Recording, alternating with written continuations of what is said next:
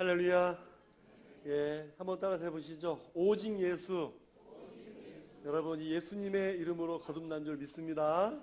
우리 시온 찬양대 찬양에 많은 은혜 받은 줄 믿습니다. 우리 많이 기도해 주시기 바랍니다.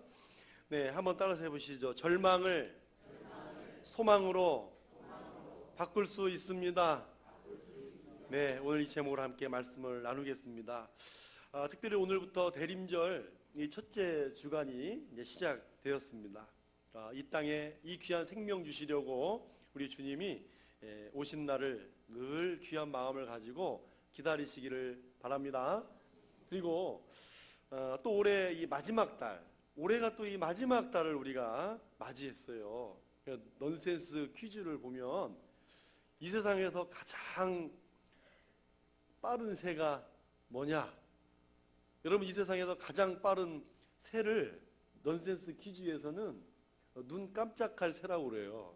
눈 깜짝할 새. 근데 요즘에 좀 또 바뀌었어요. 어느 새. 네. 요즘에는 세상에서 가장 빠른 새가 어느 새래요. 어느 새. 자, 아직 이 말을 집에 가서 깨닫는 사람은, 집에 가서 생각하면서 웃는 사람은 그래도 웃으시니까 다행인 줄 믿습니다. 네, 그래요. 집에서라도 웃으세요. 자, 어느새 이 마지막 달을 맞이한 우리 사랑하는 이 믿음의 모든 식구들 모두가 올 한 해도 주 안에서 잘 마무리하시기를 주의 이름으로 축복합니다. 네, 여러분, 인생에는요 다양한 기다림이 있어요. 기다림이 있는데 무엇보다도 그냥 이 막막한 기다림보다는 좀 뭔가 기약이 있는 기다림은 우리에게 기쁨이 있죠. 예, 기약이 있는 기다림은 기쁨이 있어요. 지난 8월에 이산 가족 상봉이 있었습니다.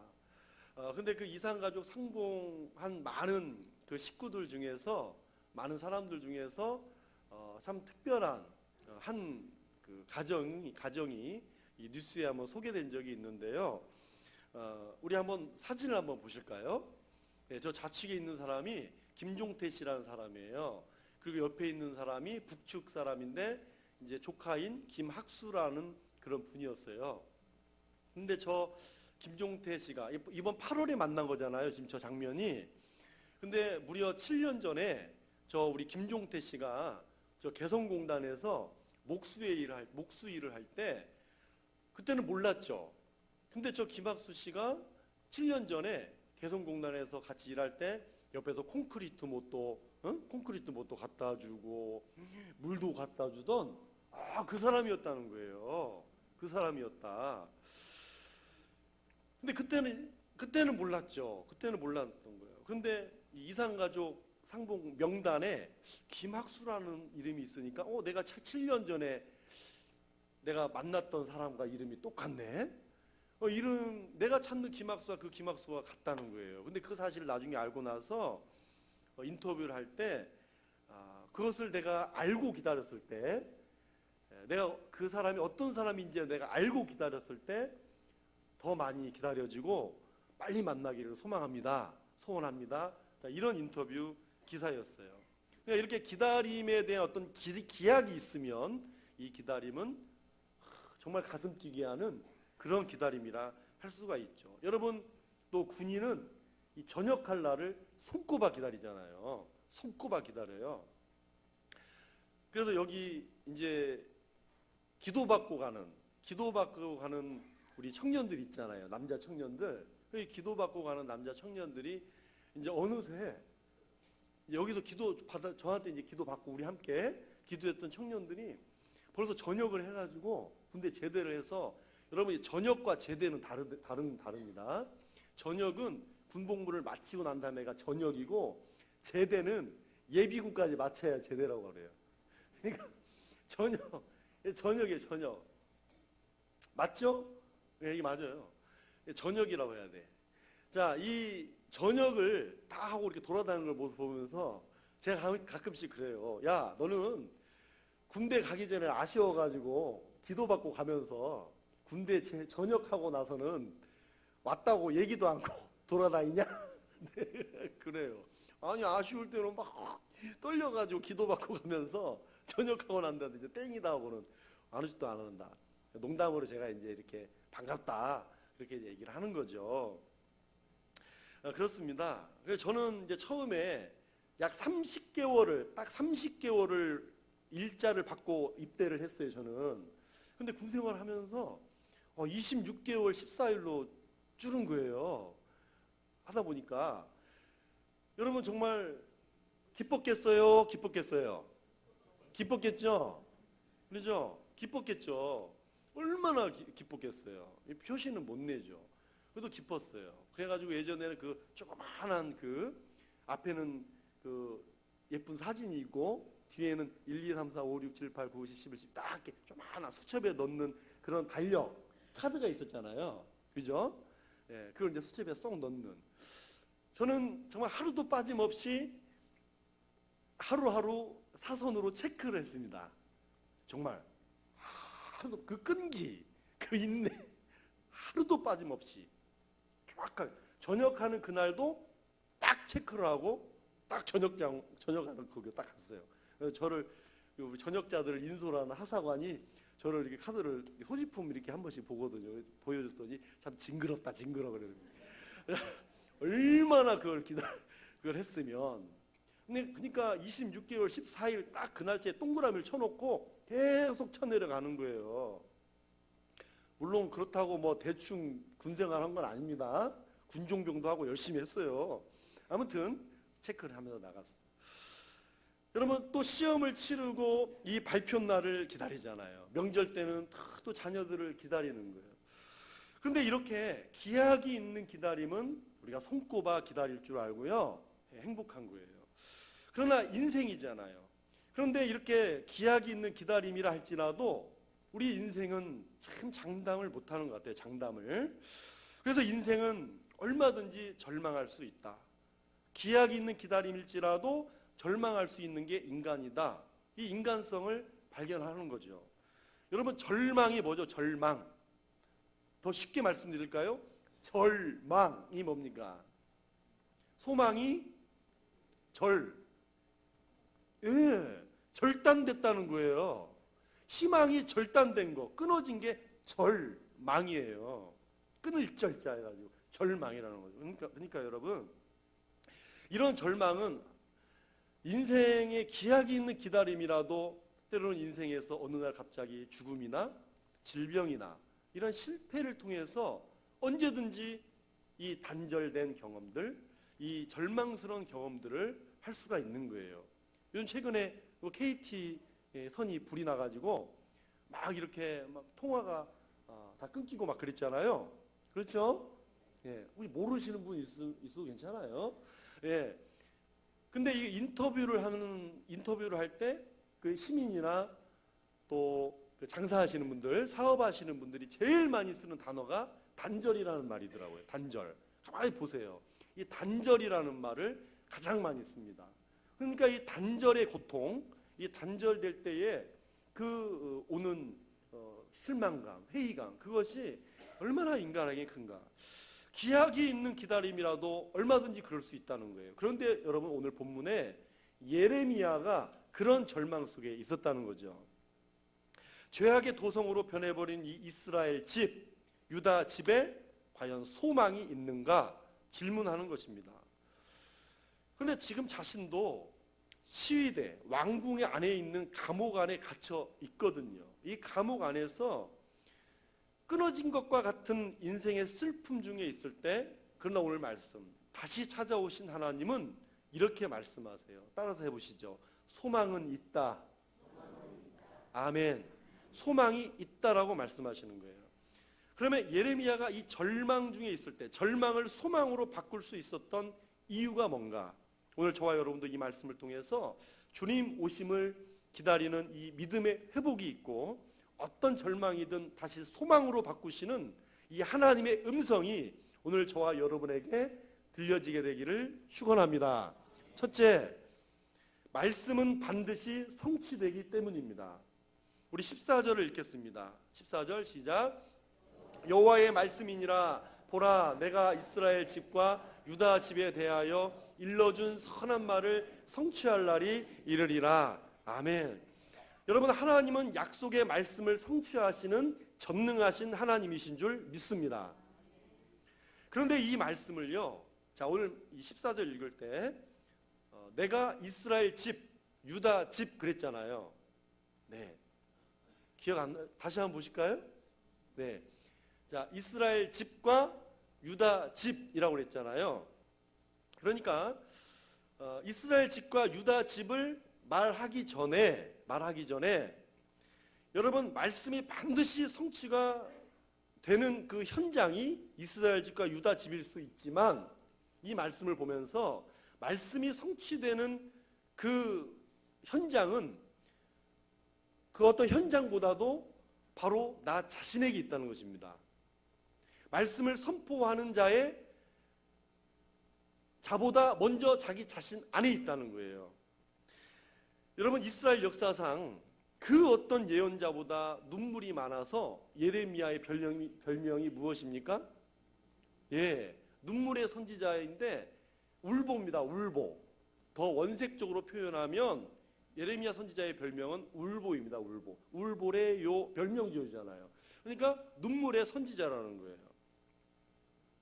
그러니까 예레미야를 지금 이 상황을 보면은 전혀 하나님이 없는 것과 같은 그런 체험을 하고 있다는 거죠. 그래서 지금 예레미야의 형편은 33장 1절을 보시면 아직 시위대 뜰에 갇혀 있다라고 이야기를 시작을 해요. 이 33장은 아직 시위대 뜰에 갇혀 있다. 그래서 저는 이 말씀을 보면서 이 아직이라고 하는 말이 참 사람을 힘들게 하는 거다. 참 그런 생각, 그런 묵상을 하게 됐어요. 예레미야는 아직 이루어지지 않은 예언을 하잖아요. 말씀은 전하잖아요. 그런데 아직 이루어지지 않은 그 예언 때문에 감옥에 갇힌 거 아니에요? 아직 이루어지지 않은 그 예언 때문에 지금 이 고난과 고초를 당하고 있는 거예요. 그래서 이것을 예레미야는 그러지 않았겠지만 오늘 우리 삶에 적용해 보면 여러분, 우리도 이 아직이라고 하는 문제 때문에 얼마나 많은 고민을 하고 또 기도를 하잖아요. 하나님, 왜 아직도입니까? 하나님, 왜 아직도 이 문제에 머물러 있어야 되는 겁니까? 왜 하나님, 왜 아직도 응답이 없습니까? 여러분, 이게 우리에게 던져지는 오늘 말씀의 질문이라는 거죠. 아직이라는 것이 그렇게 우리 사람에게는 고통일 수 있는 거예요. 그러나 예레미야가 그런 속에서도 절망하지 않을 수 있었던 비결은 전능하신 하나님의 말씀 때문이었습니다. 하나님의 말씀이 그를 붙들고 있었기 때문이라는 거죠. 여러분, 예레미야가 하나님의 말씀을 전할 때마다 내 말이 그렇게 한 적 없어요. 하나님의 말씀이니라, 여호와의 말씀이니라, 항상 그렇게 말씀을 시작을 했습니다. 그러니까 지금 이 순간에도, 갇혀있는 이 순간에도 하나님의 말씀을 듣고 있는 거예요. 갇혀 있어도 말씀대로 이루실 하나님이 전능하신 분이심을 믿은 것입니다. 절망스러운 감옥 안에서도 역사의 주인 되시는 이 하나님의 말씀이 여러분 가장 큰 무기였고 소망이었다는 거죠. 하나님의 신실하신 약속은 기다릴 만한 가치가 있었기 때문입니다.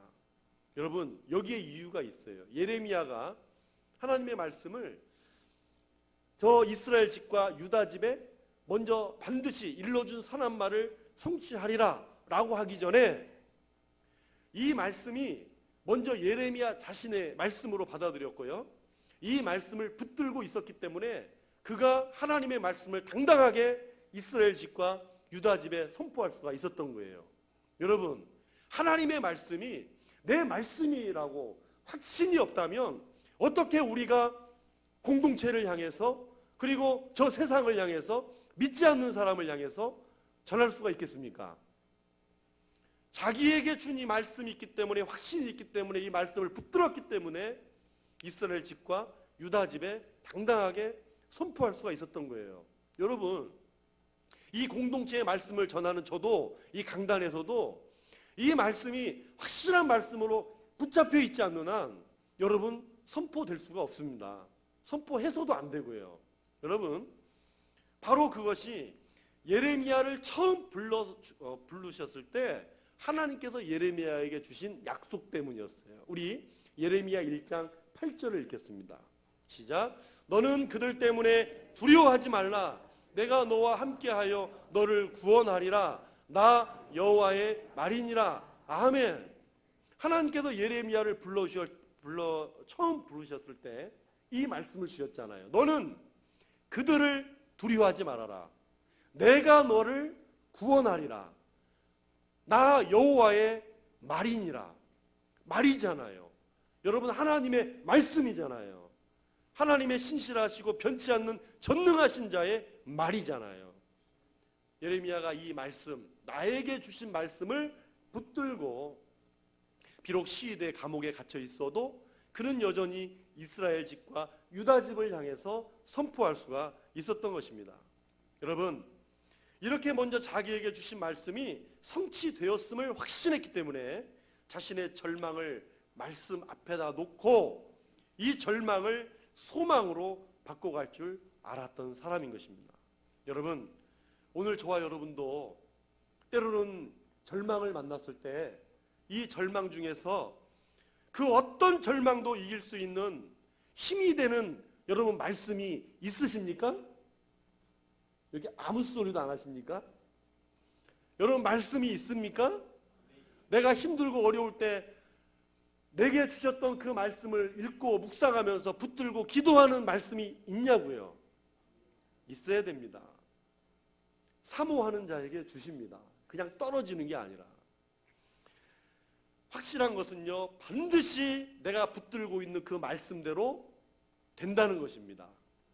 일러준 선한 말은 반드시 성취된다는 것이죠. 예레미야는요, 아무리 힘들고 어려워도 절망 중에 있어도 먼저 이렇게 나를 만나 주셨을 때 자기에게 주신 말씀을 붙들고 절망을 소망으로 바꿔갈 줄 알았던 사람인 것입니다. 또 하나는, 자, 이제 공동체라고 그랬어요. 자기에게 주신 말씀에 확신을 가지고 공동체에 이제 전하는 거잖아요. 자, 예레미야는 바벨론 포로 기간이 정확히 몇 년이라고 하는 사실을 분명히 알았습니다. 몇 년이었습니까? 네? 70년. 70년. 하나님이 정하신 이 70년의 기간을 정확히 알고 선포했어요. 징계죠. 70년은 분명히 징계입니다. 그것도 사랑의 징계예요. 그러나 징계는 힘들고 고달파요. 인생이 생각하면 어둠이에요. 그러나 이 어둠 저편에 새로운 비전을 봤어요. 포로 귀환 후에 70년 후에 다시 성취될 선하게 일러준 이 말씀, 성취될 이 말씀, 이스라엘 공동체에 대해서 일러준 이 선한 말이 반드시 성취될 것을 믿었던 것입니다. 그래서 오늘 말씀에는요, 자, 여러분 이 구약의 예언서는요, 이런 예언입니다. 항상 이중적 예언이라 그렇게 칭합니다. 이중적 예언이다. 왜 이중적 예언이냐면 하나는 현 시대를 반영하는 예언이에요. 자, 이 시대에 바벨론 포로로 끌려갈 거라는 실제 예언이잖아요. 그죠? 실제 예언이고요. 또 하나의 예언은 이 예언을 통해서 메시아가 이 땅에 오시고 이루어질 이 땅의 새 언약 속에 살아갈 백성들까지 다 포함하는 겁니다. 그러니까 하나는 이 현 시대를 바라보는 예언이고 하나는 예수 그리스도께서 이 땅에 오심으로, 메시아가 오심으로 이 땅에 새로운 하나님의 언약의 백성들이 이루어질 것. 항상 여러분 예언서를 보면 이 이중적 예언의 관점으로 읽으셔야 되는 거예요. 자, 그런데 오늘 말씀에 이런 이중적인 예언으로 보면 이 집은 그 당시에는 이스라엘 유다 집이지만 그럼 오늘 이 시대의 이 집이 뭘까요? 이 집은 오늘날 교회입니다. 교회를 말하는 거예요. 우리 공동체를 이야기하는 거예요. 이렇게 예레미야 자신에게 받은 말씀도 있지만 공동체에 주신 말씀도 있는 것입니다. 여러분, 저기 교회의 비전 보이시죠? 저 교회의 비전을 하나님께서 우리 교회에 주신 비전의 말씀으로 믿으십니까? 여러분 딱 오시면 아, 우리 교회가 저런 교회구나. 여러분 믿음으로 받으시겠습니까? 내년도에도 우리 교회 표의 말씀을 받았습니다. 받았어요. 아직은 안 알려줄 겁니다. 받았어요. 확신 있게 몇 번 확인하고 또 받았어요. 여러분, 이 말씀을 주심은 말씀대로 성취하시겠다라고 하는 하나님의 의지십니다.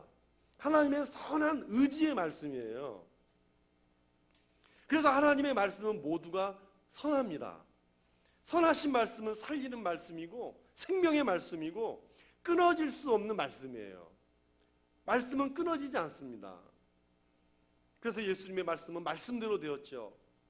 죽은 자가 일어나고 병든 자가 고침받고 풍랑이 잠잠해지고 귀신이 물러가고 주의 말씀으로 절망을 소망으로 바꾸는 모든 사람들에게는 반드시 우리 안에 위대한 탄생이 시작이 되는 것입니다.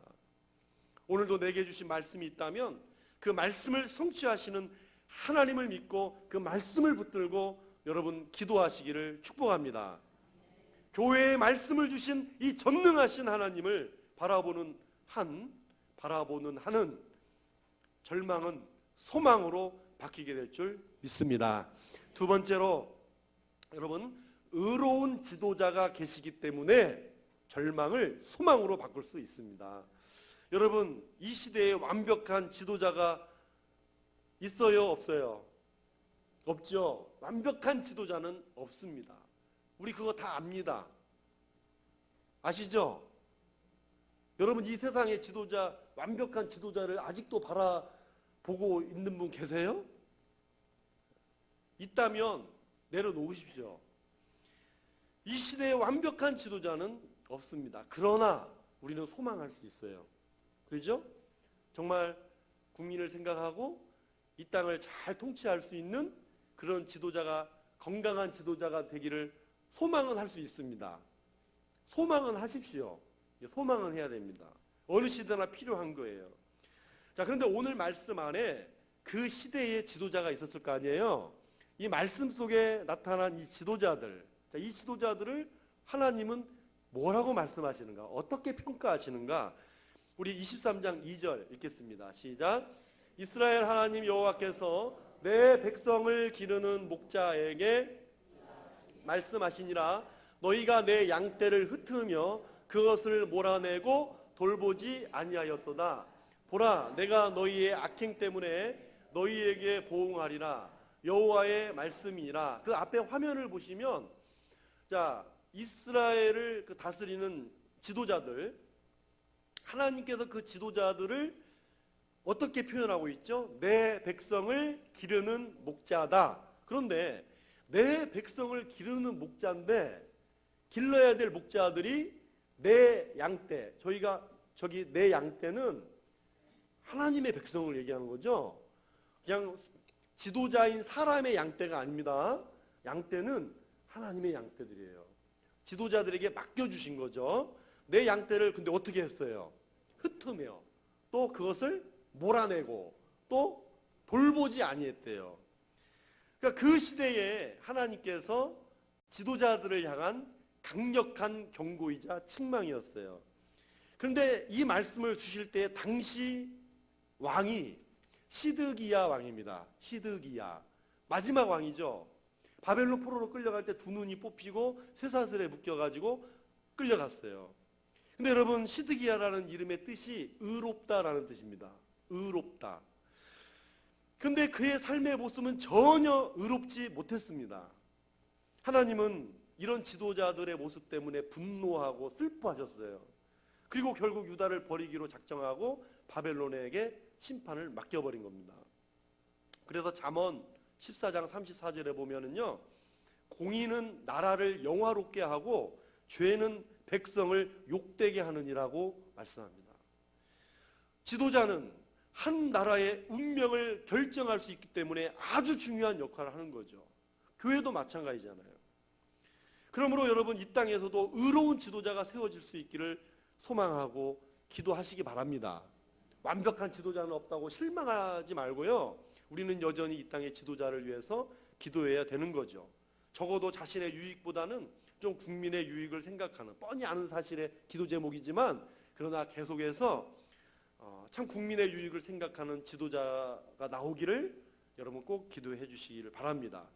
자, 그런데 이런 지도자들을 보면서 하나님은 오늘 말씀에 의로운 지도자를 친히 세우시겠다 말씀합니다. 우리 15절 읽겠습니다.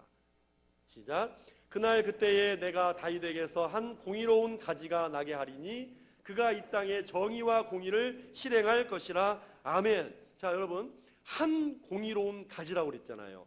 한 공의로운 가지. 그러면 한은 뭐예요? 한. 하나다. 유일하다. 그 말이잖아요. 이 한 가지만이 정의와 공의를 실행할 것이다. 완벽하다 그 말이에요. 온전한 공의를 실행할 것이다 말씀하는 겁니다. 여러분, 아까 하나님은 당시 나라의 지도자들을 보면서 내 백성을 기르는 목자인데, 내가 맡긴 백성이고 내가 세운 지도자들인데 내 백성을 흩트고 몰아내고 돌보지 아니했다는 거잖아요. 여러분, 목자는 여러분, 목자가 양들에게 정말 첫째, 둘째, 셋째 다 모든 것 중에 가장 제일 우선적으로 제일 잘해야 되는 게 목자가 해야 될 일 중에 뭐라고 생각하십니까? 예? 여러분, 잘 먹이는 겁니다. 여러분, 그것밖에 없잖아요. 그렇죠? 목자는 양들을 잘 먹여야 됩니다. 이 잘 먹이는 것이 돌보는 거고 기르는 거예요. 예. 목자는 열심히 자기는 굶어도 목자는 열심히 양떼를 먹여야 되는 겁니다. 그래서 양을 기르고 먹이는 사람이지, 여러분, 흩트고 몰아내고 이렇게 하려면은요, 양들을 때려야 돼요. 때려야 흩어지는 거고 때려야 몰아내는 거거든요. 근데 목자는 양을 기르고 먹이는 사람이지 때리는 사람이 아니잖아요. 때리는 사람이 아니에요. 여러분, 양은 막 굶기고 자기만 먹는 목자는, 따라서 해보세요. 목자가 아니라 먹자입니다. 네, 이거 제가 만들어낸 말이에요. 네, 혹시 이 순간 이해가 안 돼서 웃음이 안 나온다면 오늘 점심을 먹으면서 생각하시기 바랍니다. 그럼 재밌을 거예요. 목자가 아니라 먹자. 그러나 이제는 여러분, 우리에게 완전한 목자를 보내주시겠다는 약속이잖아요. 그 목자는 완전히 자신을 희생시키신 분입니다.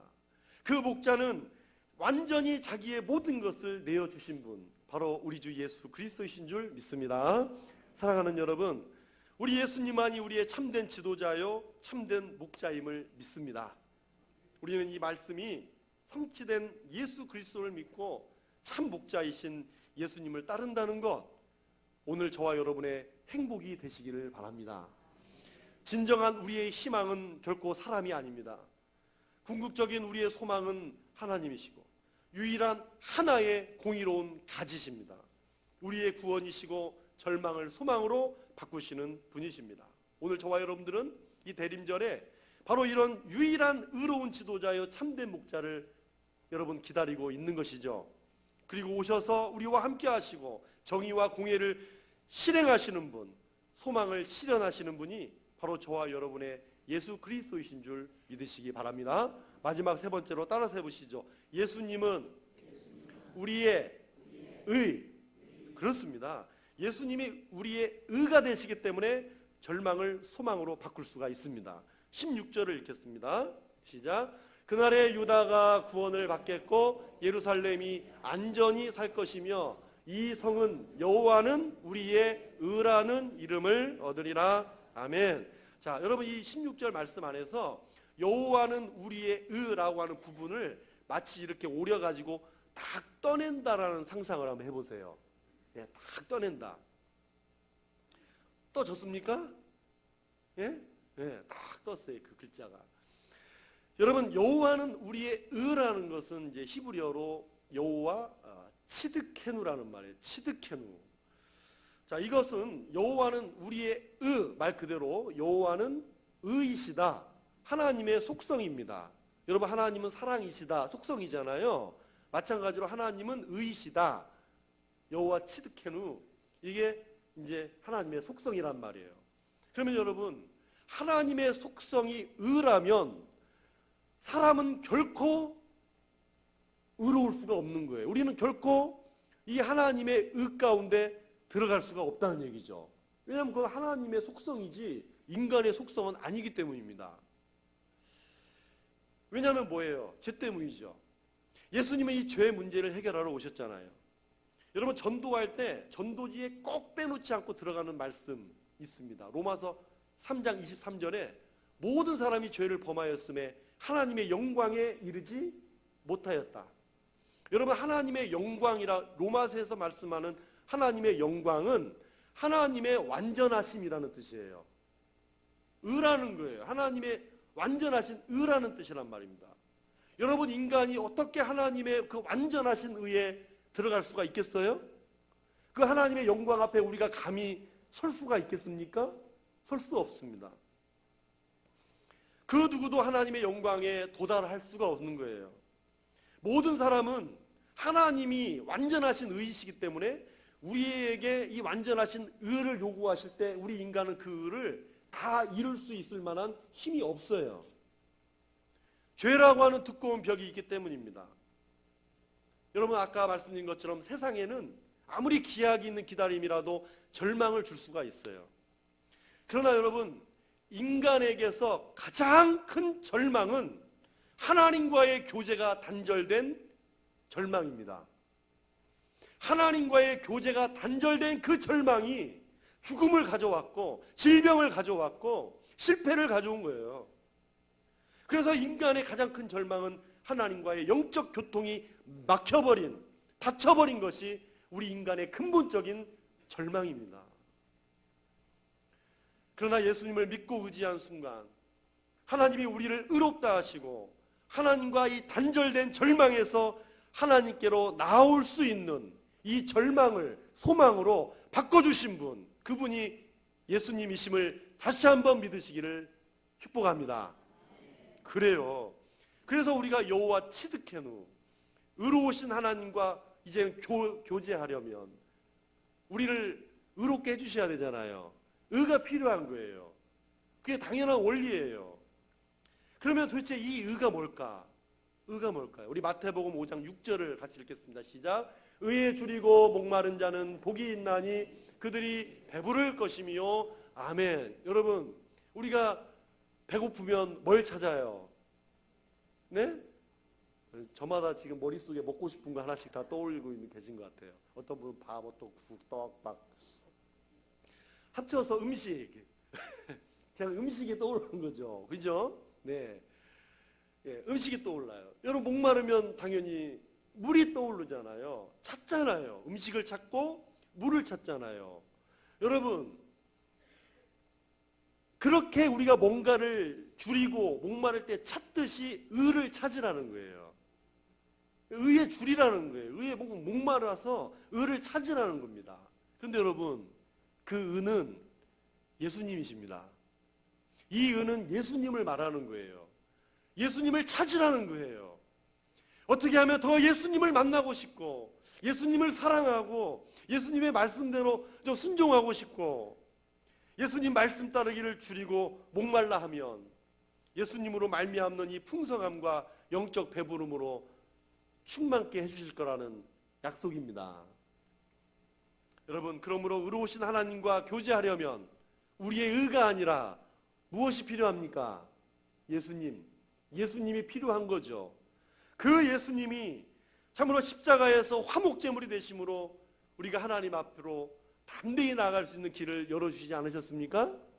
예수님이 필요하잖아요. 그리스도 예수 안에 있는 속량으로 말미암아 하나님의 은혜로 값없이 의롭다함을 받았느니라. 우리가 받았잖아요. 그러므로 우리는 여러분, 의로운 삶을, 의가 뭐라고요? 예수님을 추구해야 한다는 것입니다.